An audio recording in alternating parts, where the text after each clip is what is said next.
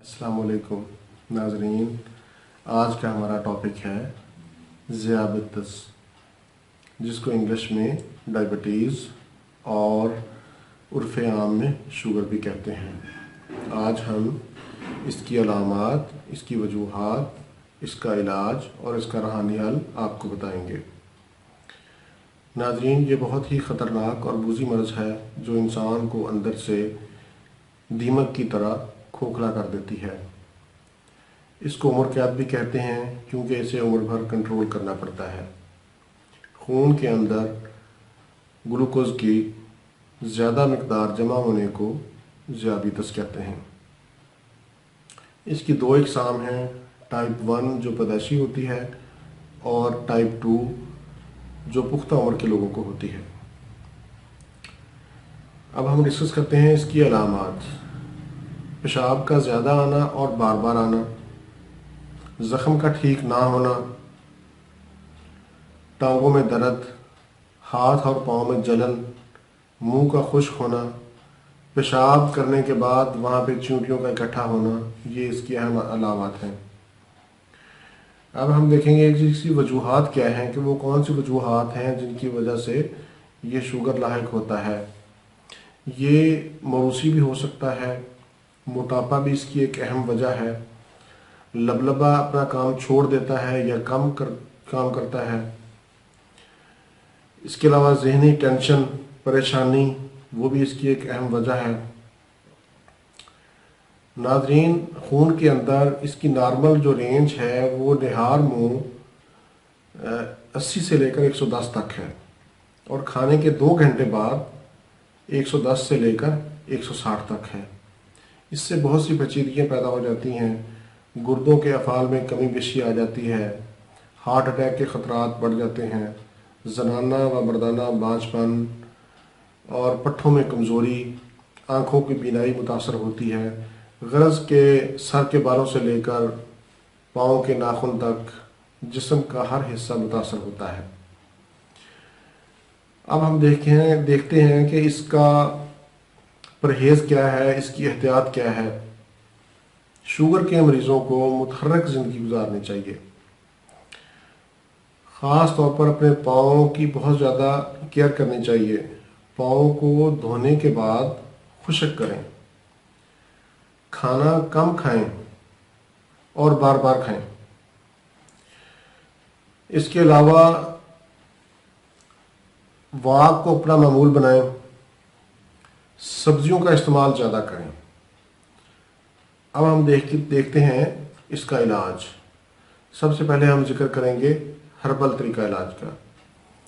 Herbal طریقہ علاج میں جو پہلے نمبر پر میں نسخہ آپ کو بتانا چاہ رہا ہوں وہ ہے ایک درخت پیپل، اس کی چھال لے کر اس کو سایہ میں خشک کر لیں، اس کو پیس لیں اور آدھا ماشا صبح اور آدھا ماشا شام، یہ دودھ کے ساتھ آپ نے استعمال کرنا ہے۔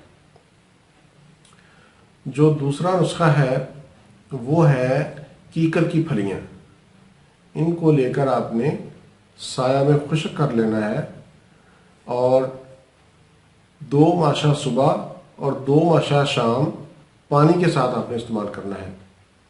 اور جو تیسرا نسخہ ہے وہ ہے تخم میتھی اور کریلا، ان دونوں کو پیس کر 1 چمچ صبح، 1 دوپہر اور 1 شام، یہ آپ نے کھانے کے بعد استعمال کرنا ہے۔ اب ہم ذکر کرتے ہیں ہومیوپیتھک طریقہ علاج کا۔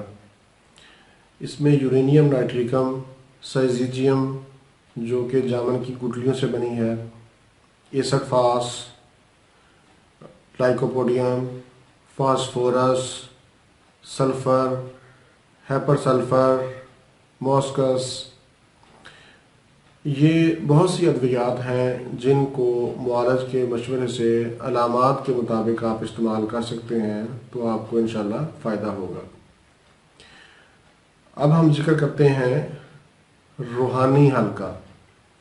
روحانی حوالے سے جو پہلے نمبر پر میں آپ کو وظیفہ بتا رہا ہوں وہ یہ ہے کہ سورۃ اخلاص 3 بار، اول آخر 11 بار درود ابراہیمی، سورۃ اخلاص 3 بار اول آخر 11 بار درود ابراہیمی، یہ 3 ٹائم آپ نے پڑھنا ہے۔